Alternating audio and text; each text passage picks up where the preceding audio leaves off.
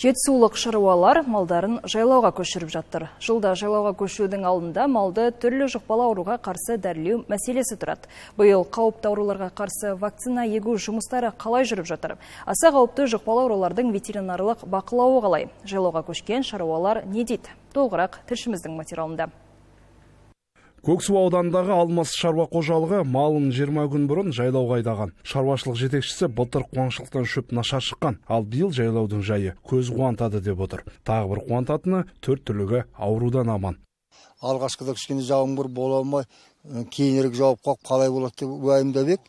Енді бәрі теңеліп кетті. Қазір шөп кіндіктен келеді. Мал деген қазір күйлі.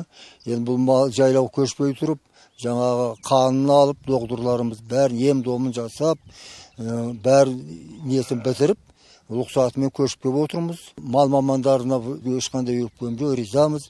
Күн болсын, түн болсын, хабар болса, өздерінің адамдарымен, бригадасымен келеді. Апа бізге түк салмақ салмайды, өздері ұстап, өздері ем домын жасап беріп, уақытылы жасап беріп кетіп отыр. Солар қарсы малымыз таза, ешқандай кесел жоқ, қорықпай жей береміз, сүтін іше береміз. Биыл Жетісу облысы 14 түрлі жұқпалы ауруға қарсы 12 миллионға жуық бір реттік мөлшерде вакцина сатып алған. Жыл басынан бері 46% егіп үлгерген. Бүгінгі таңда өңірде Сібір жарасы, ауырсыл және басқа да қауіпті аурулардың ошағы тіркелмеген. Ахуал тұрақты бізде.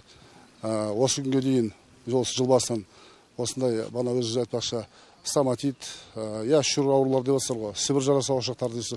Сібір жарасы аурулары тіркелген жоқ. Бүгінгі күнде барлық жұмыс бақылауда, үнемі күнделікті бана ақпаратын алып отырмыз. Жайлауға көшу әлі де жүргізіп жатыр. Қазір күнделікті мониторинг жүргізіп жатырмыз. Жайлауға шыққан мал басын санап, одан бөлек әр айда бекітілген жоспар бойынша мал басын керек болған жағдайда жайлауға да егіп жатқан жағдайымыз бар. Ветеринарлар үшін жалғыз кедергі вакцина мен оның сапасы туралы ел ішіндегі алып қашпа әңгіме болып тұр. Дәрі еккен малымыз ауырып жатыр деген ой, жалпы вакцинаның әрекет ету процесін білместіктен туады дейді мамандар.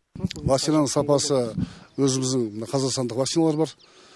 Барлығы сапасы дұрыс, оның бәрі тексерілген, арнайы банаға біздің лабораториялар дейміз ғой, содан өткен. Сапасы біздің Казневидан ғалымдар келіп тексеріп, осының вакцинаның иммунитетті малдың қалай ұстайтыны бәрі тексеріліп жатыр. Мына қазіргі таңдағы елдерде қауесет сөздері жүріп жатыр, малдар ауырып жатыр дейді. Бұл вакцина еккен кезде, пока иммунитет қалыптасқанша, мал басы кішкене ауырыңқырап барып, қайтадан иммунитет қалыптасып, мал сауығып жатыр қазір. Ешқандай тіркелген бізде ошақ жоқ, ахуал тұрақты.